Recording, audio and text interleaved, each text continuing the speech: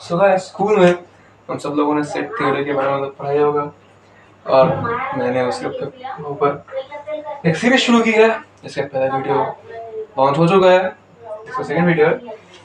और मुझे पता है कि पिछले वीडियो में मैंने प्रॉमिस किया था कि मैं कुछ इम्पोर्टेंट सिंबल्स के बारे में बात करूंगा, लेकिन आई थिंक उससे पहले कुछ चीज़ें हो जाना ज़रूरी है।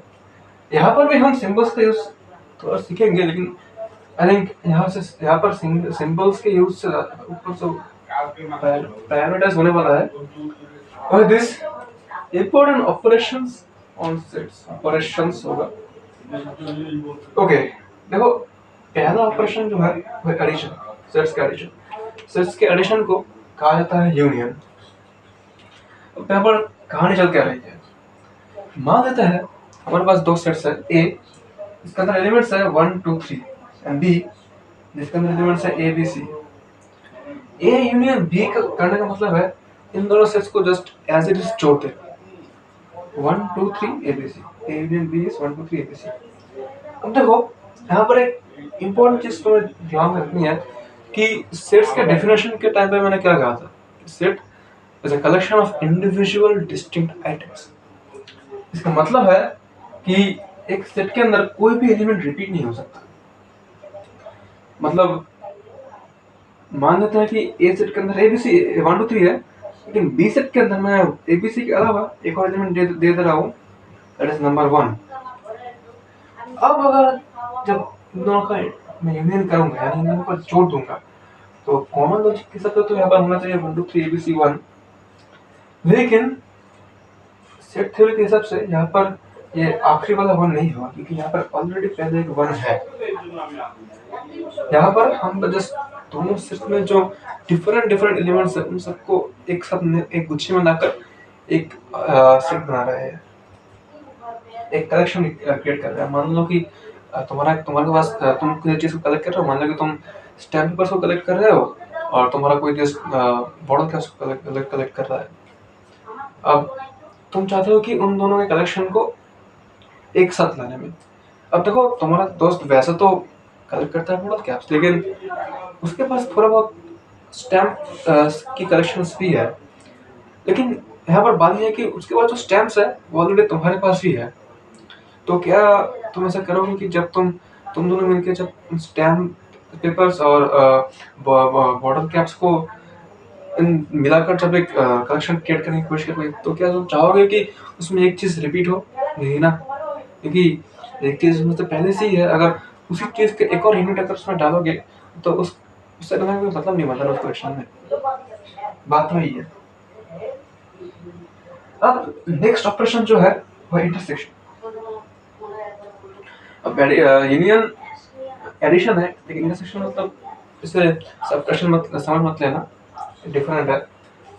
इसके लिए तुम्हें देखो मैं पहले तो मुंह से बता सकता हूँ, लेकिन मेरे हिसाब से इंटरसेक्शन को समझने का बेस्ट तरीका है थ्रू वेन डायग्राम्स। पहले थोड़ा सा मुंह से बता देता हूँ।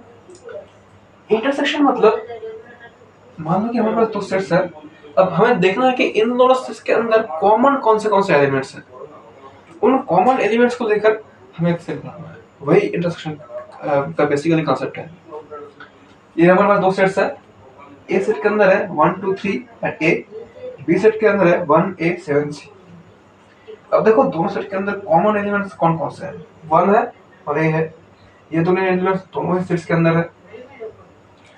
यानी अगर हम इन दोनों सेट्स के कॉमन एलिमेंट्स को लेकर एक इंटरसेक्शन एक सेट बनाएंगे तो उसमें क्या होगा, ए और 1 और a होगा, और इंटरसेक्शन को रिप्रेजेंट किया जाता है इस सिंबल से। यूनियन को रिप्रेजेंट किया जाता है ऐसा कैपिटल यू वाले सिंबल से, और इंटरसेक्शन को जस्ट उसको उल्टा कर दिया है, इसे कहते हैं इंटरसेक्शन। ए इंटरसेक्शन बी मतलब ए और बी सेट्स के अंदर जो कॉमन एलिमेंट्स है उन एलिमेंट्स को लेकर एक सेट बनाना। जैसे कि यहाँ पर देखो, यहाँ पर ए और बी के अंदर दोनों के अंदर 1 एलिमेंट कॉमन है, तो यहाँ पर अगर ए यूनियन बी परफॉर्म करेंगे हम तो उसके अंदर रहेगा सिर्फ एलिमेंट 1, क्योंकि यही एक और एलिमेंट है जो कि दोनों सेट्स के अंदर है। ठीक है, now coming to the Venn diagram. अगर तुम्हें सेट्स का सबट्रैक्शन समझना है तो उसमें उसके लिए भी वेन डायग्राम्स बहुत ज़्यादा इम्पोर्टेंट है, बहुत सारी चीज़ों के लिए बहुत ज़्यादा इम्पोर्टेंट है। तो वैसे ऑपरेशंस ऑफ ऑन सेट से खत्म नहीं हुआ, अभी बात करेंगे इसके ऊपर, लेकिन उससे पहले वेन डायग्राम को समझना थोड़ा सा जरूरी है। वेन डायग्राम मतलब कुछ ऐसे पिक्चर्स इसका यूज करके हम एक सेट को विजुअली रिप्रेजेंट कर सकते हैं। मान लेते हैं कि हमारे पास एक सेट है ए और एक सेट है बी। ए सेट के अंदर कुछ एलिमेंट्स है, बी सेट के अंदर कुछ एलिमेंट्स है। अब हम इनको विजुअली कैसे रिप्रेजेंट कर सकते हैं? वैसे तो हम लिख सकते हैं कि A equals this, B equals this, okay. लेकिन इनको विजुअली रिप्रेजेंट करने का भी एक तरीका है, सिंपल तरीका। जैसे बड़ा सा गोला बना दो, यहाँ पर बड़ा सा गोला बना दो, और एक गोला रिप्रेजेंट करता है इन सेट्स को। मान लीजिए कि ए सेट है, ए गोले के अंदर एलिमेंट्स है 1 2 3 5, बी सेट के अंदर एलिमेंट्स है 7 C 89 CD, ओके। यहाँ पर बेसिकली ये तो सेट्स है जिनको हम विजुअली रिप्रेजेंट कर रहे हैं। अब देखो इंटरसेक्शन मतलब क्या? इंटरसेक्शन मतलब दोनों सेट्स के कॉमन को लेकर, कॉमन एलिमेंट्स को लेकर हम सेट बना रहे हैं। इन दोनों सेट्स में तो कोई कॉमन एलिमेंट्स है नहीं, लेकिन क्या होगा अगर मैं थोड़ा बहुत कॉमन एलिमेंट्स दे दूं इसके अंदर, जैसे कि 7C CD और 1 2 दे देते हैं इसके अंदर। कॉमा देने की जरूरत नहीं है इसके अंदर, वेन डायग्राम्स के अंदर 1 2, ठीक है। अब देखो यहाँ पर दो सेट्स हैं जिनके अंदर दो ऐसे एलिमेंट्स हैं जो कि उन दोनों सेट्स के अंदर कॉमन है। ऐसे में हम इस सिचुएशन को वेन डायग्राम के जरिए कैसे रिप्रेजेंट कर सकते हैं? ऐसे हमें दो गोलों को एक दूसरे के ऊपर इस तरीके से बनाना पड़ेगा। ये है ए, ये है बी। जो एलिमेंट्स कॉमन नहीं है वो उन पार्ट्स होंगे जो कि दूसरे वाले सेट को टच नहीं करते। जहाँ पर देखो ए का ये वाला जो पार्ट है, ये वाला जो पार्ट है, ये बी सेट का इसको बी सेट से कोई लेना देना नहीं है। तो इसके अंदर हम उन एलिमेंट्स को रखने वाले हैं जो कि कॉमन नहीं है। जैसे कि यहाँ पर हो गया 5 और 3। बी सेट के लिए कहानी वही है इस वाले पोर्शन में, जिसका कि ए सेट के साथ कोई ताल्लुकात नहीं है। यहाँ पर हम उन एलिमेंट्स को रखने वाले हैं जो कि बी सेट के खुद के हैं, जो कि है 7 C 8 CD, यस।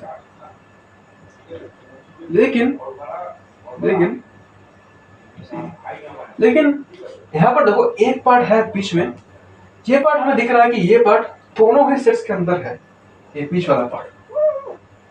इसी पार्ट को हम कहते हैं ए इंटरसेक्शन बी, और इसके अंदर होगा वो सारे एलिमेंट्स जो कि दोनों ही सेट के अंदर कॉमन है, जो कि हो गया 1 और 2।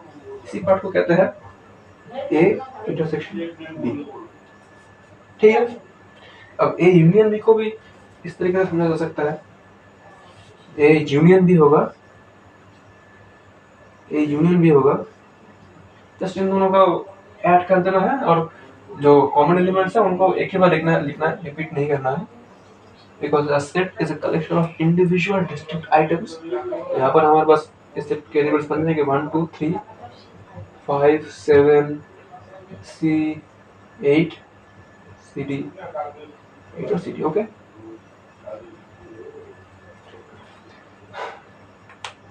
कहानी खत्म यहाँ पर। अब देखो एक तीसरे ऑपरेशन के बारे में बात करना जरूरी है, that is subtracting two sets.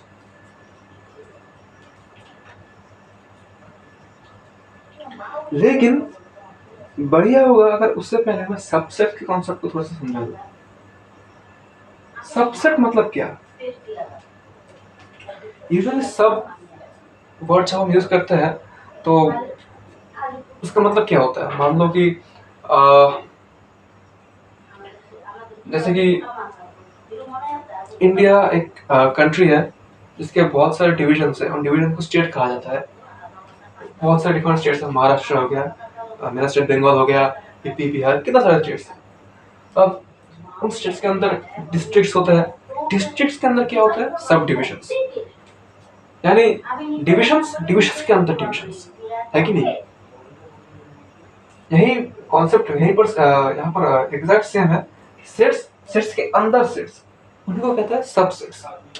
मान लेते हैं कि हमारे पास ये ए सेट है 1 2 3 5 और बी सेट के अंदर हमारे पास है सिर्फ 1 and 2, राइट। अब देखो यहाँ पर बी सेट का जो एलिमेंट्स है वो इस सेट के अंदर है, लेकिन इस सेट के अंदर कुछ ऐसे एलिमेंट्स भी है लेकिन बी सेट के अंदर नहीं है। इसका मतलब the set B itself is contained fully inside of A. हम यहाँ पर बी ए सेट के अंदर जैसे 1 2 इंडिविजुअल एलिमेंट्स को ना लिखकर ये बी सेट को भी लिख सकता है कि नहीं। इस वेन डायग्राम का जरिए हम शायद से रिप्रेजेंट कर सकते हैं, या फिर ऐसा भी किया जा सकता है set A this set be contained inside of A and these are the all the other elements which are not inside of B। यह वेन डायग्राम के जरिए से रिप्रेजेंट करता है, लेकिन ऐसा मैथमेटिकली कैसे रिप्रेजेंट करता है? मैथमेटिकली ऐसे रिप्रेजेंट करता है इस सिंबल से B the subset of A। ऐसा बस U को थोड़ा सा हॉरिजॉन्टल कर दिया, हॉरिजॉन्टली टेढ़ा कर दिया, that's it। लेकिन अब यहाँ पर कुछ और बातें आ जाती है कि मान लो कि ए सेट के अंदर एलिमेंट्स है 1 2 5 3 और बी सेट के अंदर भी एलिमेंट है 1 2 5 3, ठीक है। तो अब क्या कह सकते हैं हम? देखो यहाँ पर डेफिनेटली बी ए के अंदर तो कंटेंट है, लेकिन ए के अंदर क्या कोई ऐसे एलिमेंट है जो कि बी के अंदर नहीं है? नहीं ना, दोनों के अंदर सिर्फ 1 2 3 और 5 यही 4 एलिमेंट्स है। यानी बी ए सेट के अंदर तो है, लेकिन वो खुद ए सेट का इंटरडेरिवेटिव ही है। यानी बी ए सेट के अंदर मौजूद है और वो ए सेट का पूरा सेट बी सेट ही है। तो या तो हम ऐसे लिख सकते हैं a इक्वल्स बी, लेकिन और एक और तरीका है ऐसे लिखने का। देखो यहाँ पर जो हम लिख रहे हैं इससे मतलब proper subset, B is a proper subset of A. यानी बी सच में एक ऐसा सबसेट है, ऐसा सेट है जो कि फुल्ली ए के अंदर कंटेंट है, लेकिन A is not limited to just B, A के अंदर और भी एलिमेंट्स है। लेकिन जब यहाँ पर हम इसके नीचे एक ऐसे स्लैश दे देते हैं, स्लैश नहीं होगा डैश कहेंगे ऐसे, तो इसे कहते हैं just subset, B is a subset of A. यानी ये पॉसिबिलिटी की बात करती है कि इसमें बी या तो फर्स्ट ऑफ ऑल बी तो फुल्ली कंटेंट है के अंदर, और सेकेंडली ये पॉसिबिलिटी की बात करती है कि या तो ए के अंदर कुछ ऐसे एलिमेंट्स हैं जो कि बी के अंदर नहीं है, यानी A is not limited to just B, या फिर B is the entirety of A set पूरा का पूरा जस्ट बी सेट ही है। ये सिंपल उसी आइडिया को सजेस्ट करता है, ठीक है। अब ये आइडिया क्लियर हो गया। इसके बाद हम बात करेंगे सब्ट्रैक्टिंग टू सेट्स। मान लेते हैं कि हमारे पास दो सेट्स है, ऐसे कुछ नहीं करने वाला, बी सेट में से ये 5 और 3 हटा देता है। तो अभी हम अगर a माइनस बी करेंगे तो क्या होगा? बताओ जल्दी बताओ। This is very very easy. a minus B मतलब क्या हो रहा है?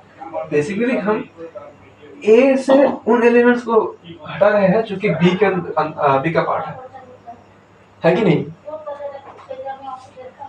अब यहाँ पर मान लेते हैं कि b इज पहले बात तो ये इस सिचुएशन में तो b एक प्रॉपर सबसेट ऑफ a है, लेकिन एक ऐसा सिचुएशन मान लेते हैं कि जहाँ पर b इस सबसेट ऑफ a है, जब b और a बराबर ही हो सकता है 1 to 5 से। अब क्या होगा? देखो पहले सिचुएशन में यहाँ पर होता 1 और 2 तो हट जाते, बाकी रहता 5 और 3। लेकिन अगर b और a दोनों एक दूसरे के सबसेट है, पहली बात देखो यहाँ पर इस सिंबल को जो मैंने यूज किया था इस सिचुएशन में, इसका मतलब है कि b a का इंटायरिटी होने की पॉसिबिलिटी है। यानी कि इसको ऐसे लिखा जा सकता है कि a is the entirety of b। ये भी सिचुएशन तो हो सकती है ना, बात यही हो जाती है। इसका मतलब है a और b इक्वल हुए। अब अगर ए से बी को सब्ट्रैक्ट करेंगे तो इसके बाद हमारे पास बचेगा क्या? कुछ भी नहीं ना, जीरो। ऐसे जीरो नहीं कहते, इसे नल सेट कहते हैं। ये पॉइंट में नोट डाउन कर दो, this is not zero. I mean इसके अंदर एलिमेंट्स होंगे जीरो, लेकिन इस कुछ भी एलिमेंट ना होने वाले का भी सेट का भी एक नाम है, इसे कहते हैं नल सेट। ठीक है, लेकिन ये चीज समझना डेफिनेटली इंपॉर्टेंट है। लेकिन what I am trying to say here is कि अगर आप ठीक से थोड़ा सा नोटिस करेंगे कि तो आपको एक चीज नोटिस होगी कि ये चीज a माइनस बी तभी हो सकती है जब b एक सबसेट ऑफ a हो, चाहे प्रॉपर सबसेट हो इम्प्रॉपर सबसेट हो, कोई मैटर नहीं करता। मान लेते हैं कि यहाँ पर कोई एक एलिमेंट है 7, तो क्या अब हम a से b को माइनस कर सकते हैं? नहीं कर सकते, क्योंकि बी सेट के अंदर एक ऐसा एलिमेंट है जो कि ए के अंदर है ही नहीं। तो ऐसे में हम क्या कर सकते हैं? कुछ भी नहीं कर सकते। या फिर हम कुछ कर सकते हैं, हम एक काम कर सकते हैं, हम ए और बी का यूनियन इंटरसेक्शन ले सकते हैं। A intersection B, A intersection B मतलब क्या होगा? जो कॉमन इंटरवल्स होंगे वो आ जाएंगे 1 2 5 और 3। अब क्या होगा? ए के अंदर तो सिर्फ यही एलिमेंट्स है, बी के अंदर ए यूनियन बी, बी के अंदर ये एलिमेंट्स है जिनके अंदर कॉमन बी के साथ कॉमन है सिर्फ 1 2 5 3। ठीक है, अब ए से इस सेट को माइनस करने पर हमें क्या मिल रहा है? Again now set. अब यहाँ पर एक के अंदर अगर कुछ और एलिमेंट्स है 6 9 8, तो नल सेट नहीं मिलेगा। जो बाकी के एलिमेंट्स बचे हैं वो आ जाएंगे 6 9 8, है कि नहीं? 6 9 8 6 9 8। And this is I think where I would like to end the session. अगर तुम्हें ये वीडियो अच्छा लगा तो तुम कमेंट में अप्रिशिएट कर सकते हो इफ यू वांट टू। अगर तुम्हें लगता है कि कोई डाउट है तो इस वीडियो में मैंने जो कुछ भी सिखाया उसके रिगार्डिंग, तो उसके लिए भी तुम मुझे कमेंट में पूछ सकते हो। मैं अपनी पूरी कोशिश करूंगा तुम्हारे क्वेश्चन के जवाब देने के। See you in the next one, and until then, keep learning.